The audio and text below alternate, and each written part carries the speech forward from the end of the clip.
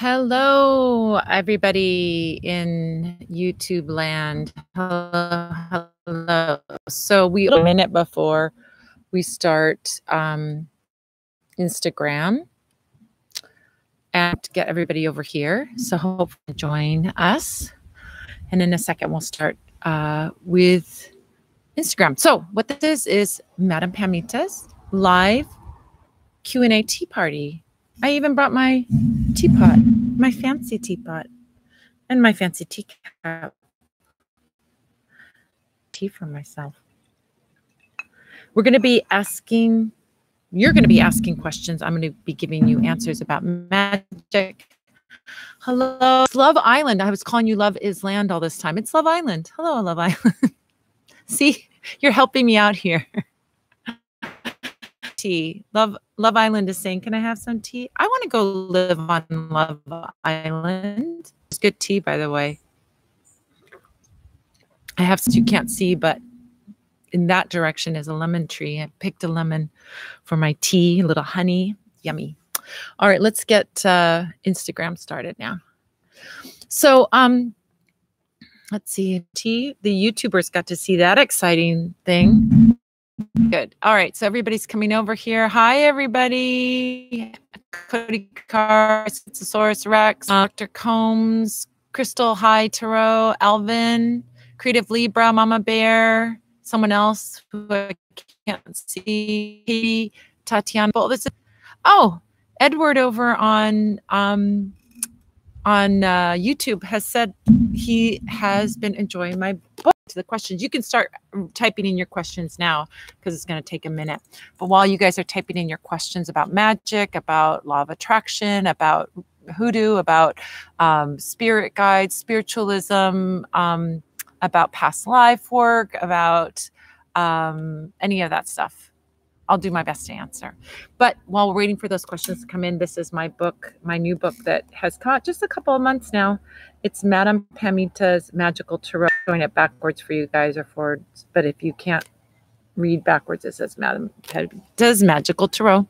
This is my book about the tarot. We have a tarot class coming up in July. The spaces have all been filled, but we have a waiting list. And so if someone drops out because something, life circumstances, and we have to put them off to a later course, then you can go in that course and you want to be involved in possibly the July course. Go ahead and sign up for the wait list. There's right now a form that you fill out that will put you on the wait list, and then you will be in line so that if people drop out, we can have you come in. Okay. So ask you to pay for anything. It's not a guaranteed spot, but at least we'll have your information so that we know that you're interested, so that if someone drops out, we can put you in.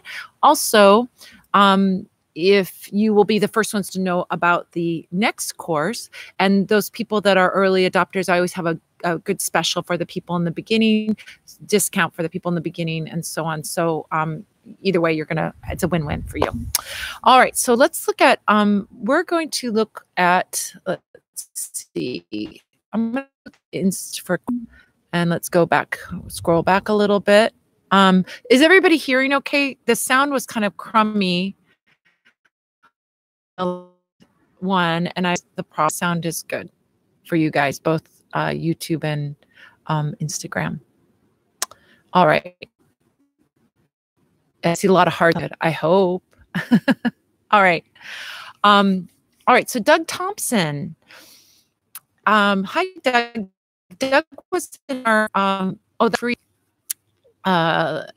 free intro to tarot, and we had a great group this last Tuesday, as were a lot of you, and it was amazing. And I'm going to offer more toward the end of June, and I'll let you guys know about that. And if you want to know when that's going to be, go ahead and sign up for that waiting list as well. That's all over on my website. If you go over to instruction, go to Parlor of Wonders, go to instruction, look at the Academy of the Magical Arts. If you go under there, you'll see both the beginning course and the free intro to tarot, and you can sign up for free intro to tarot, no obligation. Just have an amazing adventure with us on a Tuesday evening coming up. Or if you're interested in signing up for the beginning tarot course, then sign up for that. That we have up on YouTube if you want to go see the recording of that. But if you want to be participating in that, sign up and so that you can participate later on. All right. So Doug asks, hi, love. How do you usually cleanse and charge your tarot deck? Well, there's a beautiful thing that we can do magically. When we want to work magically with something that is paper, we can't cleanse generally in that normal way with water because the water is going to ruin the paper. With our decks, even though our decks are plastic coated and they could take a little bit of water, we can't dip it into a bath or put too much water on it. We certainly could wipe them down. That's not going to harm them. But yeah, I want to be careful around water and paper. So there's a beautiful way to cleanse and charge your deck, which is using incense. So there's incense that I sell, or you could actually do your own incense for the intention that you want awareness. Then you could burn a charcoal and you can add herbs like and star anise to open up a psychic awareness and an open energy so that you can get the intuitive messages off of your, or you could, let's say you're going into business for yourself, reading tarot, and you'd like to attract customers that are going to do well to do this work. Then you could use money herbs on a charcoal for attracting that in. Now, an easier way to do that is you could use an already prepared incense. So you don't have to know how to do the charcoal and the herbs and go through all those steps. Although I love that authentic herbal incense, very oldest ways of working.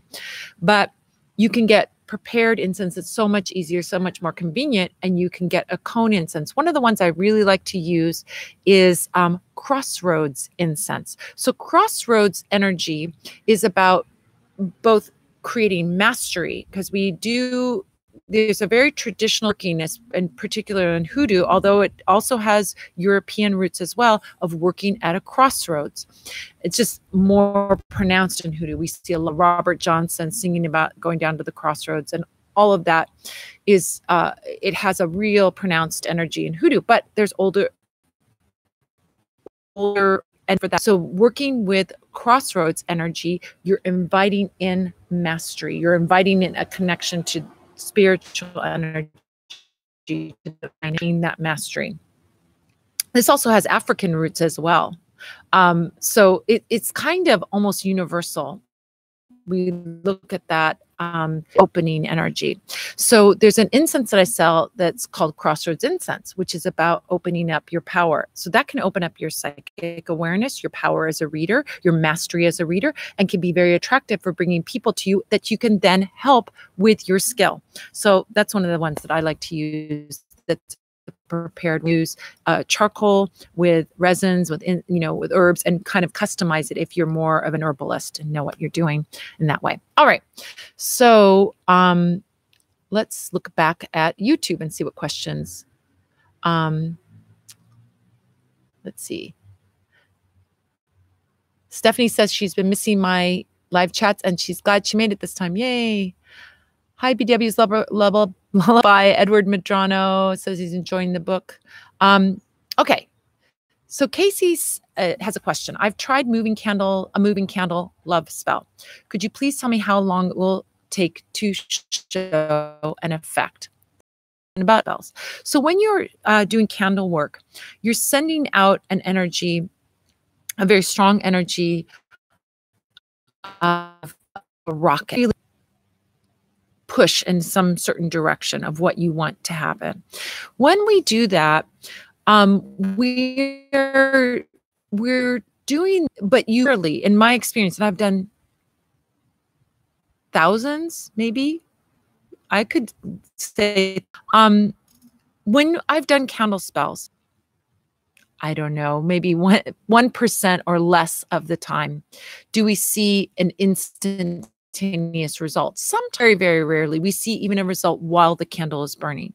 But it's very rare to see that kind of instant result. Usually we see an instant result if the situation is moving in that direction. All right. So we have situations that are sort of moving in a direction, but we want to speed them up.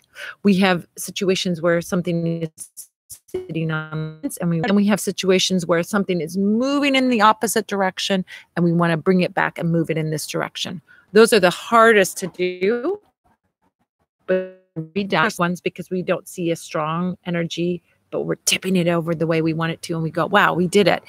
When things are moving already in a direction, dramatic, but they're easier to move because you're just giving something, a rock, a push down a hill. That's easy to do. So in general, an overarching about spell work. You can have from a candle spell anywhere from 1 day to about 3 months time period that we look at for seeing a result. But we want to look at markers along the way. You should be getting markers along the way even before that 3 months mark.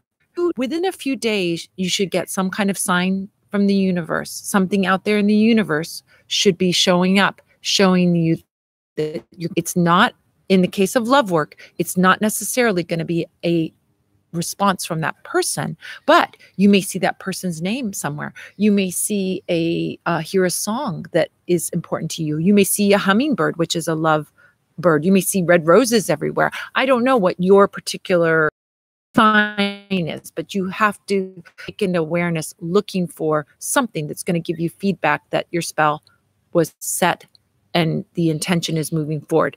It's like a little marker, like a road sign saying, hey, food and gas 30 miles ahead. You get this little marker saying that the work is good and that the work is moving forward, and be patient. Then within a few weeks, you should get some kind of movement. So the movement is a culmination of the work, meaning it's not, if you're doing, come to me, it's not necessarily that person being in your arms, but is a positive response coming from that person.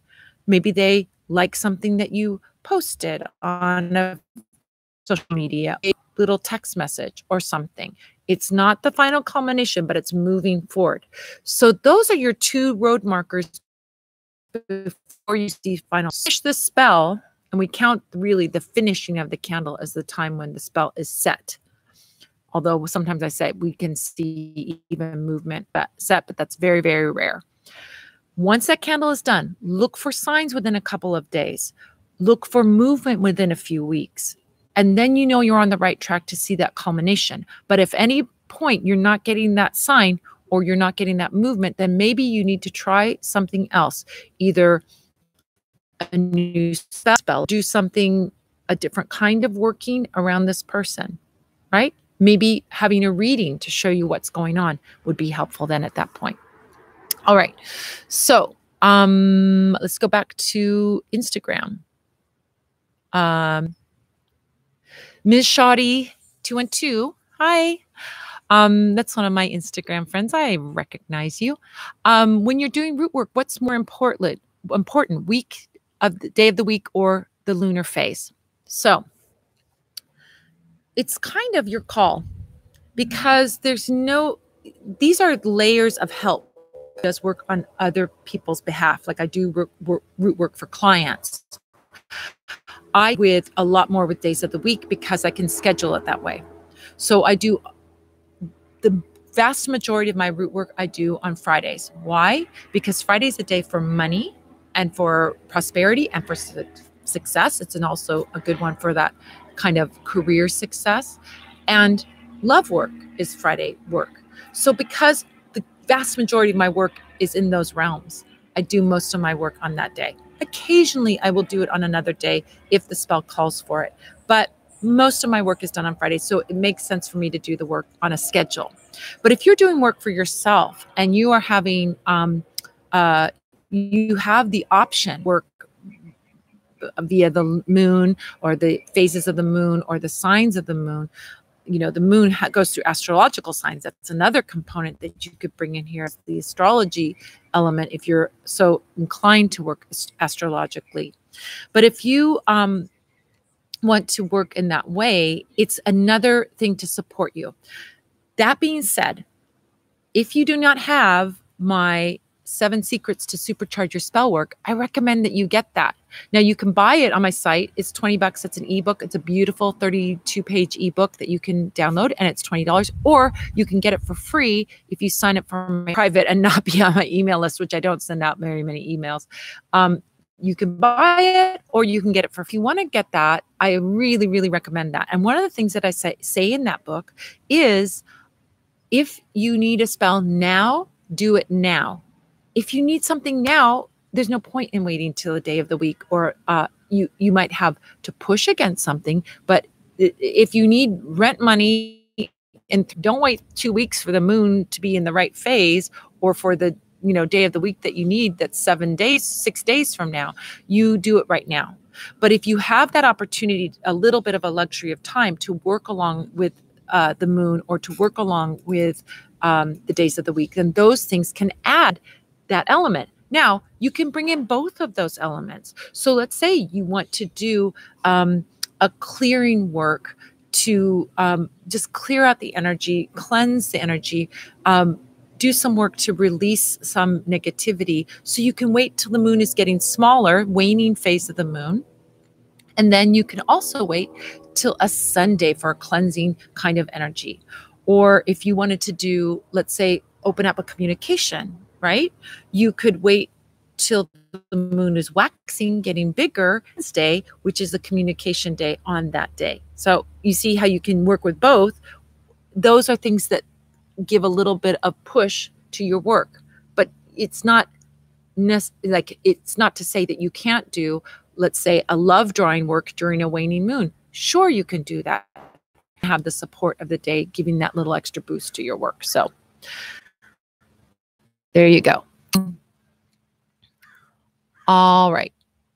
Let's go back to we open our third eye. So Love Island over on YouTube is bringing up a point about chakras, the third eye chakras. Third eye chakra is right here. So you have 7 chakras. The chakras are the base chakra, the belly chakra, the solar plexus, the heart, the throat, the third eye, and the crown. Did I get them all? I think I did. All right. So that third eye chakra is about opening up your intuitive gifts.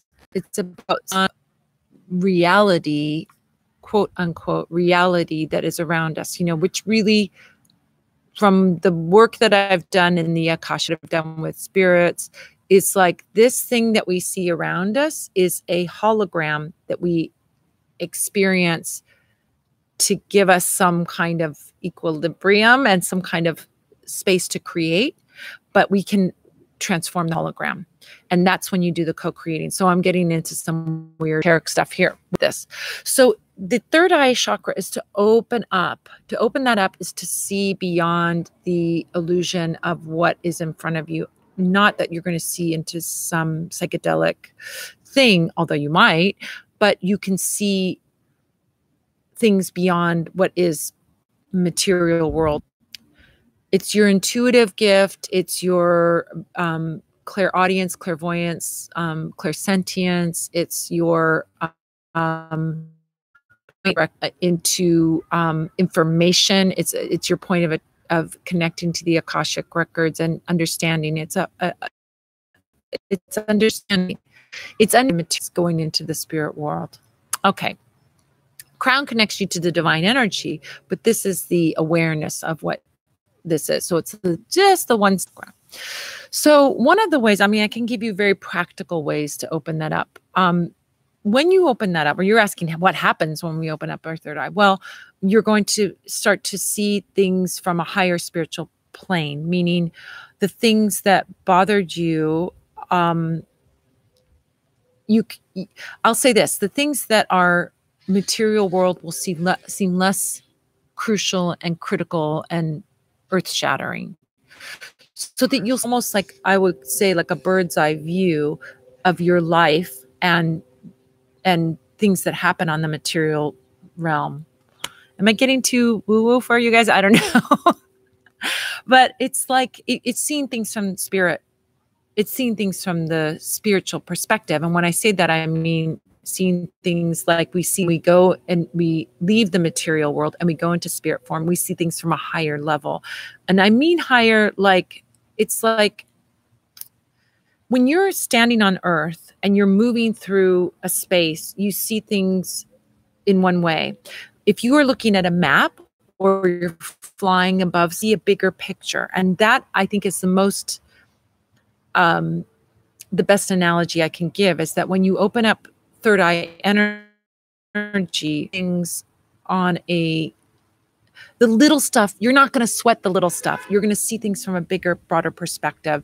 And so things are not going to be so so struggly. You're going to see things and trust in divine energy. You're going to be in a place where you see the bigger picture of stuff. And, you're going to be able to take something like somebody giving you a bad attitude and just go like, shrug it off, because it really isn't a big deal. So that's the thing that you can dip into. Whether we say it's higher understanding or deeper understanding, it's the thing that you can get into when you open up the third eye chakra. Now, the thing to do that is to open up that spot by opening up psychic awareness. You can do that with their herbs, like we talked about before, star anise, dandelion. Drink dandelion tea is a beautiful way to open that up. You could put psychic vision oil on your third eye to open that up. Meditation will open that up. Psychedelic drugs will open that up. So there's a lot of things that you can do on that awareness, and you find your paths doing that. So there's practical things, there's spiritual things, prayer, meditation. You do it how you want to do it. Okay. Let's see what we've got over here on Instagram. Hi, Paua Santos and MD Marsden and Manolo Rex and Gabby. Oh, thank you for your comment on my book. Thank you. Charmed 113 has, what's a good oil or herb to use to heat go? Okay. Well, that's one of the things we're talking about with third eye stuff, is that when you're in your third eye, you're out of ego place. So that have that higher spiritual awareness about what's going on. Like you can step back. Planes going overhead. Sorry, guys. You can step back from whatever. See that you're looking at a small slice of a very, very long spectrum of things. Meaning, hurt my feelings. That thing that person said that made me feel bad is really not a big deal, and maybe is there to teach you something or in some way. A great example of this is when we're in a situation like, let's say you're in a job where you get fired. Oh, that feels, to your ego, that feels really bad. They didn't like me. They didn't want me. They thought I was bad. I did a bad job. But what it is from the spirit perspective, it's the spirit saying, really, you've squeezed all the juice that you can from that experience, and it's time to push you out like a little baby bird. We need to push you out of the nest to fly to your next experience. Same thing with a relationship. A relationship ends and someone says, I don't love you anymore. And it feels the spirit perspective. It's meant to make you fly. It's meant to push you. So it's the universe closing a door to open another door. And the door can be amazing that door opens up. So when you are in that higher spiritual view of this, then you don't get too ego identified. We're in a human existence. So there's nothing shameful about having an ego response to stuff. It's just like, don't stay stuck in the ego response. So one of the oils that I really, really, really recommend for working with this for spiritual healing is healing oil. Healing oil is meant to soothe that heartache, to soothe that emotional pain, to soothe that ego feeling, anger, madness at them, and all of that. Things ever. Yes, you can feel those feelings, but move through them. And the healing oil helps you move through them faster. So I'm not saying to anyone, you're not allowed to have those feelings. You're not allowed to feel resentful or angry or, sad about something that happened to you. But if you dip into those feelings, which create contrast and spark things, you're supposed to move through them. Just don't stay stuck in the revenge or the despair of something. And that healing oil helps you to move through more quickly, helps you to move through the grief of whatever you didn't get that you wanted, and to see it perspective. So you can take a cleansing bath. We've talked about this before. A handful of sea salt, a handful of Epsom salt, put it in a bath or in a basin if you have a shower. Add some healing oil to that to cleanse off the negative emotion that you want to release and let go, and to help move you through that. So that's a beautiful way you can do that. And you can do a cleansing bath, a series of cleansing baths. You know, maybe you want to do 3 or 7, depending on how much your ego is activated by this, to really release and let go, so that you don't really, where you want to get to is that you don't really care, and that you see that higher vision of maybe this was a good thing. And maybe it was, you know, the relationship that was sort of pretty good that ended opens you up to having the relationship that's amazing. The job that was, yeah, it was all right job, opens you up to maybe starting your own business, or going out and going back to school, or getting another job that's even better. You know, there's a lot of things that happen when a door closes, because it pushes you out into the wider world to make your spiritual progress. And I always, always, always trust spirit with all of it. Where is it supposed to take me? Okay, I can have my temper tantrum, but I don't want to stay in a temper tantrum about it. I do have temper tantrums, by the way. You can ask my boyfriend and my kids. They will tell you. I've broken things before. So, but you don't stay in it. You break something and then you're how do I charge my intuitive gifts? So we talked a little bit about that. Psychic, asking about intuition. This is really lovely. There's kind of a theme going on here. Dandelion tea. So I sell roasted dandelion root. You pray over it. And I have on my site, if you go over to instruction, go to my magic blog. And in my blog post, you'll see that there's a blog post. We bless it. We charge it with the intention of what we want it, right? So the same thing you can do with the dandelion tea. You can bless it, working with divination, cards, or level of divination, bones, cards, all kinds of things, geomancy, whatever. Or if you're interested in opening that up. So great. Okay, so Cuddy 56 says hi, and a wave and a heart. That's so sweet. Thank you. Love that little vibrating heart, I guess it would be. Is there an oil for invisibility in your work? Well, invisibility is an interesting one, because we think of that kind of a lot of invisibility work, but it doesn't work like the Harry Potter version of it. It's not about not being seen by others, but it's much more like in Star Wars. I'll bring up Star Wars again. Okay, I'm a nerd. It's when Obi-Wan Kenobi says, "These are not the droids you're looking for." It creates this ability. They can see the droids.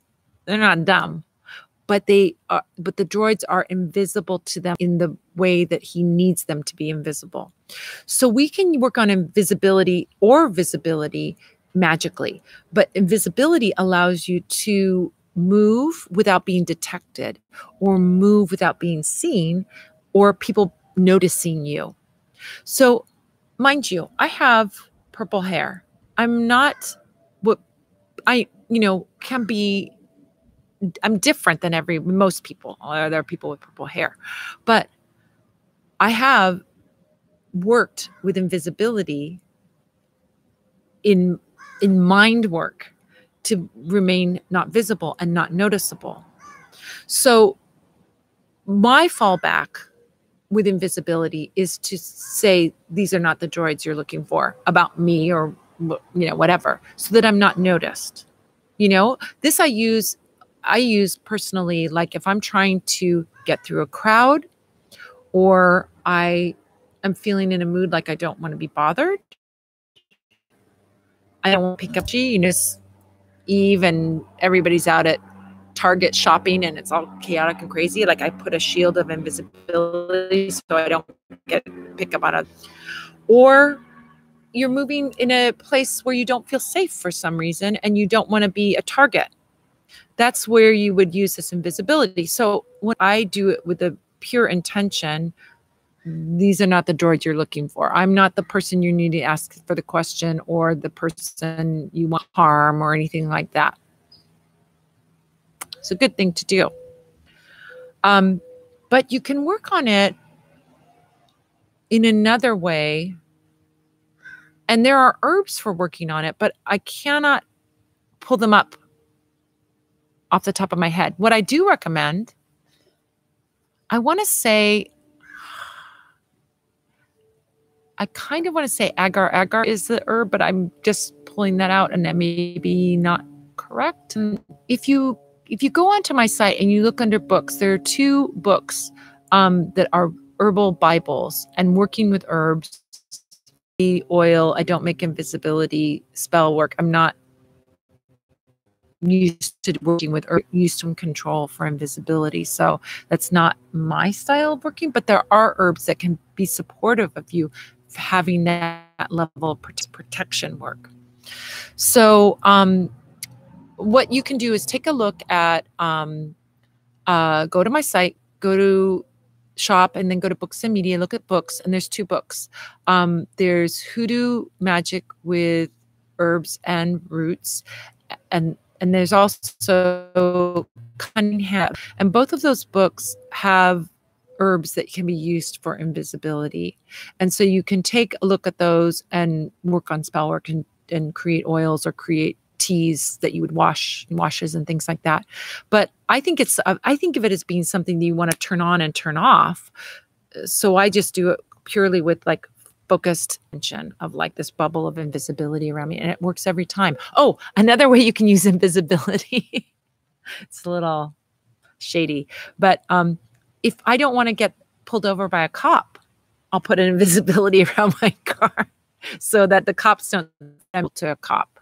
So that's a good way to work too. That's not really shady. It's actually with cops, you know, I don't know. Some of them, not, you know, there are some ones that you really want to be invisible around for sure. All right. Let's see what we have over on YouTube. Bobby Munster saying hi. Just TTV, hi. BW's Lullaby. My question is this. I've been doing a wish ritual with an essence that has to do with manifestation. I've sneezed just a couple of times before the essence was completely out. Is that a sign that it's working? It's more, interestingly, sneezes have a history of being a wish thing, but I think of that in more in practical terms, that you may have an allergy. Oil that you're using is made with good herbs, like it's made with real stuff, and that you have some kind of allergic reaction to it. So that means it's working with real stuff and not with just fragrances.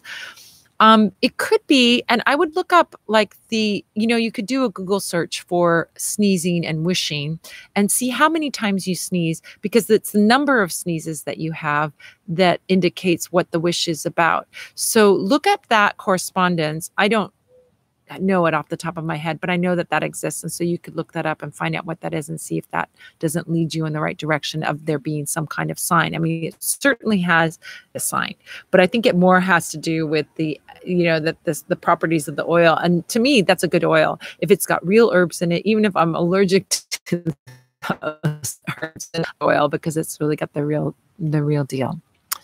All right. Music world. Allison King, Hair by Inez, Automatic Paradise. Oh, okay. So 77 EMR says, my great grandfather was a well-known curandero, and can you suggest a prayer that I can use to connect to him? All right. So when we're working with, first of all, curandero is in space. It's someone that heals on a spiritual level. So we think of those people that do cleanses, that do the root work, they're doing magical work, and they're doing that work in a positive way. So you're very, very fortunate. You've got this sort of legacy in your family, and you have a sister who loves working with you spiritually, who would love working with you on a spiritual level, who already is working with you, but it's a one-way street at this point, and to him and connect to him so that you get messages from him and so on. So what I would recommend doing is setting up a little ofrenda, which is a little altar to your ancestors. So we usually see this done, of course, around Dia de los Muertos, where we set up altar to our beloved dead. That's when the veil is the thinnest, but that doesn't mean that's the only time that we can connect to them. So we can do this at any time, set up what we call an ancestor altar or an ofrenda, or something that connects us to our beloved ones who have gone on. So the basics of that are a photograph, if you have one, or if you don't have a photograph of your great-grandfather, then you would get something that would represent him. So you can set up that photo in a frame. You put a candle by that. And I think a lot of times we use those novena candles, or those candles, the glass encased vigil candles, so that we have that. You can use spirit guide oil to connect to him, which is such a beautiful oil. I've been really, really, really into working with spirit guide oil lately. My guides have been wanting to deepen our connection. I want to say evolution for me as a spiritualist. I've been really on. So you using that spirit guide oil, which smells so delicious to me. And say on a little side tangent here, when you're working with oils, when something smells good to you, that's a sign that that's the work. Working with that spirit guide oil, dressing a candle, a freestanding candle for connecting to your grandfather would be so good. And then you can put flour, water, and then you can put a little offering. We think of a traditional offering being tobacco. So it could be particularly if he liked to smoke, you could put a cigar or cigarette for him. But if he wasn't a smoker, you can put some loose tobacco. You can dress your candle with a little bit of tobacco. If you come from a tradition where you blow tobacco smoke, you could do that. There's a lot of ways that you can work with that tobacco to kind of offer up and invite that spirit in. Then you can set a communication point with him. So one of the things that you can do is to say, okay, and this is going to be our symbol. So you want to choose something that is associated with him, but that isn't something you see every day. So he was a gardener, and he particularly liked roses. Well, you're going to see roses everywhere. So maybe pick an unusual color, like blue roses or purple roses. And then when you see an image of a purple rose, or you see an image of a blue rose, you know that that's him reaching out to you. Repeating numbers also can be ways that your guides are reaching out to you. But if you're setting up this communication, then you set up the communication point, you agree with him. Now, I don't have particular words that you would say to your grandfather to invite him in. There's not like a magic spell to do that. I intentional work extemporaneously, meaning I say what is on my heart. So I think that to me, my opinion, that's some of the best, most authentic work that you can do is just speaking. You say, I want to connect to you. I know that you love me, and I know that I'm carrying on your work. And so I want to learn from you more. So I hope that we can connect, and I invite you to connect with me. And the way we are going to connect is every time I see a blue rose, I know that you have a special message for me or some insight for me. So there you go.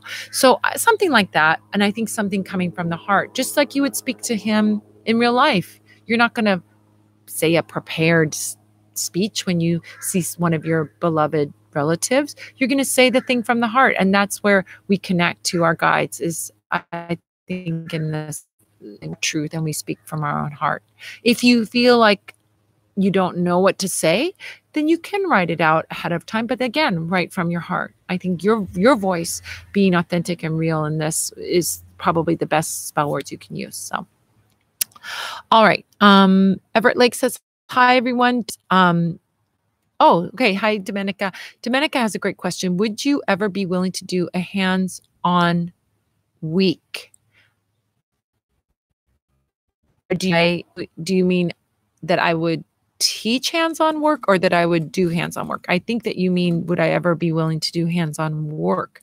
I have done hands-on work, but I tend to do my hands-on work. I've taken Reiki 1 and 2. I have done lots of sort of spirit-led work. Do it with my clients because I give them hugs, but I don't, and that's in some level a hands-on work, but I don't do hands-on work that aren't hands-on. And I also think that there's a kind of, especially in the US, where hands-on anything interpreted as is something sexual, even if you're coming from a very clear place with it and it's non-sexual. So I don't want to even approach or have that stuff be questioned. So I just sort of don't go there. I give a hug. If I ask people, can I give you a hug? And then I give them a hug. But I think of it as being something that you want to be very careful about. In the olden days, there may have not been such a heightened awareness of that. I absolutely think it's real, but I also think that there's this kind of heightened awareness. So with my friends, I can do hands-on work, and I feel very comfortable doing hands-on work because I already have a relationship established with them. But with clients, I feel like it could, there's so, you don't know this person. And so there's a level of trust that you have to do hands-on work. So that's where I'm at. That's sort of where I'm at, where my intuition leads. But can you do hands-on work? Absolutely. So some of the kinds of hands-on work are Reiki. Reiki is one way of doing hands-on work. You can hold your hands above people or touch people. There's also other hands-on work like cleansings, where you are doing either with an egg, or you're doing an energetic field around them, or you're doing actual wash or hand wash, where you're washing someone's feet and clearing them of anything that they may have stepped in terms of negative spell work. But to teach people how to do that, I feel very comfortable doing, so that they can do it for themselves, they can do it for their loved ones. But to do it for people that I don't, but your mileage may vary. All right, let's look over at Instagram. Hi, Radha Das, and hey, it's Bridget and Sheila Lee and Allison King and Which of Wands. We're having, this is so great. Everybody's on the same wavelength for our session today.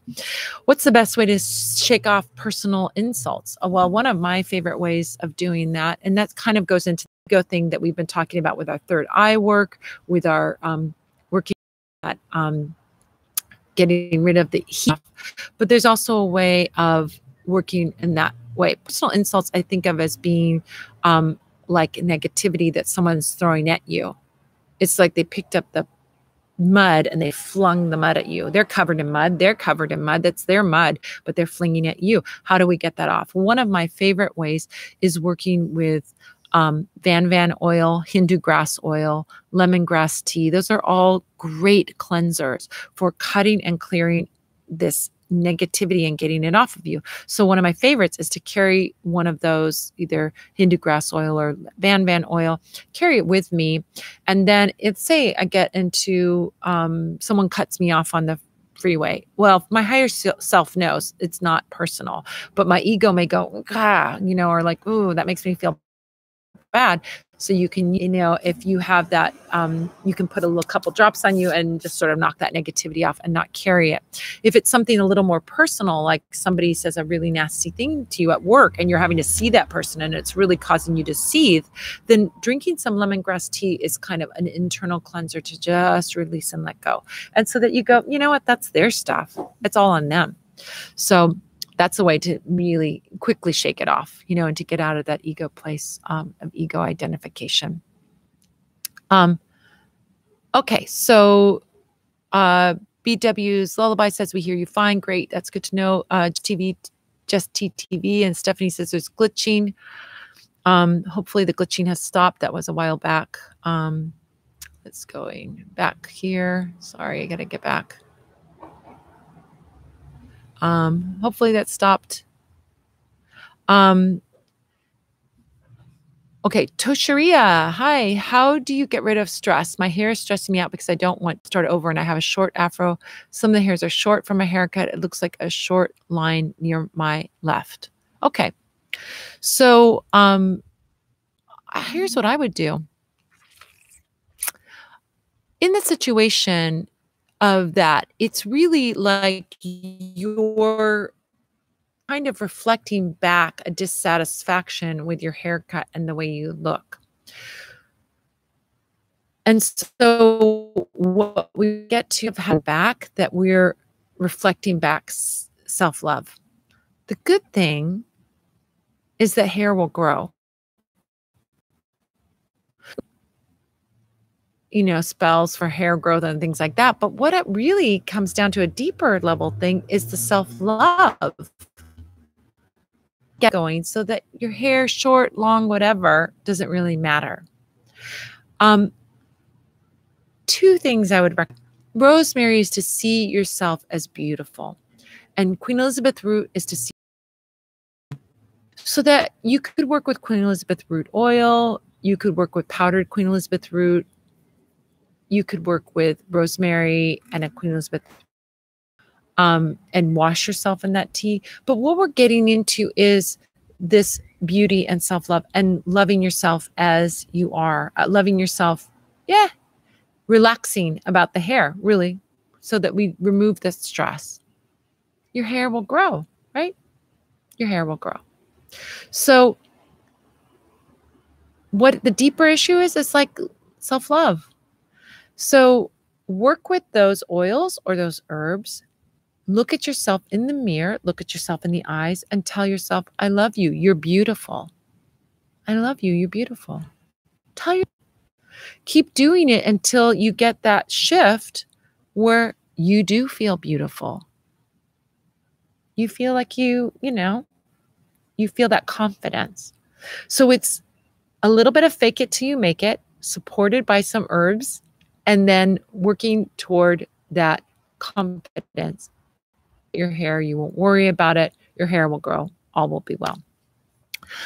Before we go to a question over on Instagram, I want to let you guys know, seeing you guys and hearing your fabulous questions. It's such a great way and learn and talk about magic. I just love this. I am leaving all of these up on YouTube, so you can check out YouTube accounts of our Sunday Q&A tea party. Here's my tea. It's a little cold now, but you can see this episode and past episodes. If you want to, what else do we have going on? Like I said, I've got my book. If you want to tuition, if you be a better tarot reader, or you want to become a tarot reader, this book will help you. If you want to use tarot magically, that's another thing that I talk about this, to transform your life, because you don't even have to be a reader to use tarot cards, and you can use tarot cards to do magical work. You can use them as points of attraction. So I talk about every single card has an affirmation that you can use. You can understand it on a level and see other ways of using it, even if you don't want to be a reader. So check out my book. It's available on my site. If you go over to author, it'll link up. If you go to, Parlor of the Noble and indie booksellers. So there's lots of you can. We are having another at the end of June, maybe the second to the last Tuesday in June. I'm going to be a lot of fun at our last one. You can see our last one up on my YouTube channel. We're going to have another one coming up. So if you want to find out about that, you'll sign up for that free Intro to Tarot class that I give. It's absolutely free. There's no obligation. We just have a great time and we get comfortable with tarot, and you start actually learning how it is that we see and get messages from tarot cards. So it's really fun. And we do this totally fun, interactive stuff. It's the other thing. I have that beginning course that's coming up. We are filled. There may be on the waiting list for that. You can sign up to be on the waiting list. That's also on my site. So go for the free intro or for the waiting list, go over to Parlor One, click on Academy of the Magical Arts, and you'll see both places to sign up for the waiting list and to sign up for the free intro. I also want to let you know that if you are in LA area, July 19th, I'm going to be doing a live show. It is a live show, a live musical show. I know this. I do old time music. You can hear a little sample of it if you go over to my books and media. You go to media, you'll see my recorded music. I do old time music from the 20s and 30s that has a magical bent. So I do this fun show where I have the audience members come up, pick tarot cards. I tell a fun and do a song around it. So we're going to do this old time vaudeville show. It's going to be at Stories Bookstore at 8 p.m. on. So if you want to find out about that, get on my newsletter and I'll be sending out information about that. And if you are on Role, who is a wonderful colleague and a wonderful friend, she's going to be doing readings there. I'm going to be selling my book and signing my book. So if you have a copy of my book and you want it signed, or you want to buy a copy of my book, you can come to the show and get a signed copy. Stories is in Echo Park. It's on Sunset Boulevard. It's my start doing readings there long time ago there for people when I was doing just starting out as a public reader. I was doing readings for friends and family and everything, but when I started branching out, that's where I did it. We'll see you over there if you're in the LA area on July 19th. All right, so let's get to our last question. Let's see. All right, Graham. Fab over 50, hi. Which of the ones? Hi. Pisces hippie, hi. Fab over 50, sweet. Kathy Joe, 1976, Carla Cuencas and Medrano Ed and Liv V Love. Ask the question. Okay, Liv V Love, in your workings. Well, that's definitely a way of working. You can bless your herbs as you're working. Though I kind of did it before. Like if you want to set up your recipe and you have all your stuff and you want to bless your herbs before you go, you could do one blessing. May these tools work on my behalf to bring the prosperity that I want or bring the love that I want. You could do that. You could work with each individual herb, sort of asking it to do what it is that you want to do. But I tend to do the spell. So like if I'm making a mojo bag, for example, as I'm putting each little pinch of herb into that bag, I ask it to do what I'm wanting it to do. So for example, I'm doing a mojo bag for love. So let's say I'm putting in, say juniper berries bring me sex, luck and sexy times and lots of passion and lots of chemistry and bring me good luck in that area. And then I may add something like lavender, bring me a heartfelt love, a gentle love, something that is really sincere. Jasmine, bring me a high spiritual connection, so on. So you can ask each herb as you're adding it to your spell, or that's like herb individually, or bless them all before. But I like to take some time, whether you're doing it as you're doing the spell work or as you're doing it beforehand. I like to take some time to connect to the energy of that herb, holding that herb or putting my hands over it or focusing on it, picking up the vibration, what that herb's vibration is through reading it in a book, like those books I talked about, Cunningham's Encyclopedia of Magical Herb or Hoodoo Magic with Herbs and Roots. I think it's, I may have gotten the title wrong. But those two books, Hoodoo Urban Root Magic, that's Hoodoo Urban Root Magic, or Cunningham's Encyclopedia of Magical Herbs. You can learn about what their interpretation of what those herbs are, or you can connect yourself to you. I think that way, because one of the things I always say, every plant is magical, not just the 300 or 200 that they have in the books. Every plant that's magical. You could use the grass on the lawn behind me for a spell, but to do that, you're not going to see grass in a book. So you have to connect to the energy of the grass. So you have to be a magical herbalist to do that. What do I mean? Someone who's attuned, someone who listens, someone who receives and gets intuitive information from something out there. So there's, you can pick up other things beyond what other people are saying. Don't just go to that thing and say, well, that's the only way that those things can be, used. I think it's a great resource if you don't have the patience or don't trust your intuition or don't have the inclination to listen to those herbs. You can read it and what someone else has done, which is listen to the herbs and get that information there. So, okay, let's do one more question over on YouTube. BW's lullaby. Can we cleanse tarot decks with moon water sparingly? Yes. And what I would recommend, we were talking about cleansing tarot at the very beginning, tarot decks, the cards of today are plastic coated cards for the most part, very esoteric kind of deck, or, handmade, hand letterpress or whatever. Some decks are not plastic coated, but the vast majority of them are paper.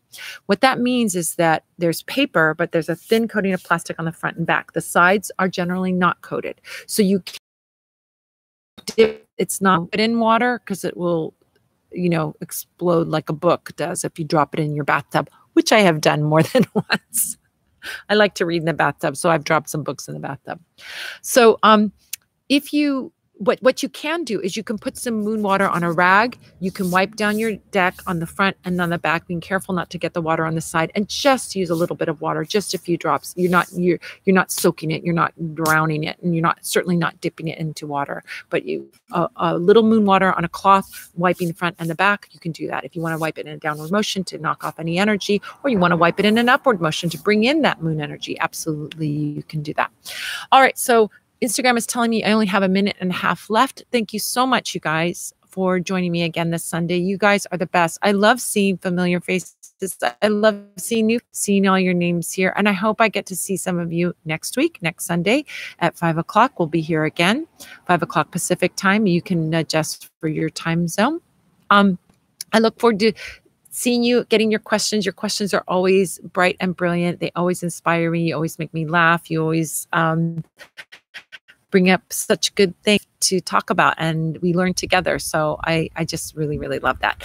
So I want to thank you for joining me again, and please join me for our next Intro to Tarot. Even if you went to the other one, you might want to join this one because it'll be a little bit different. We'll have different people there, and it's another good way to practice and get in touch with your cards. If you have a deck, by the way, you can bring your deck along and play along with us at home, but you don't need a deck for that. Even if you don't have a deck, don't own a deck, you can still join us for the intro and get some understanding and awareness about what the tarot is, which will sort of help you with the book if you are working with the book as well. See anything else that I have to say? Just that I love you, and that I'm happy that you're here, and I look forward to seeing you next time. So take care. Have a beautiful and blessed week at 5. Take care, you guys. Bye. Bye. Bye. Bye. Bye. 4, 3, 2, 1. Bye. Bye. All right. Bye, guys. In YouTube, I'm just gonna move my phone over so we can end our stream here. Bye, you guys on YouTube. Thanks again for joining me, and I look forward to seeing you again next Sunday. So we'll have our tea, we'll have our time together, and I look forward to seeing you then. Bye.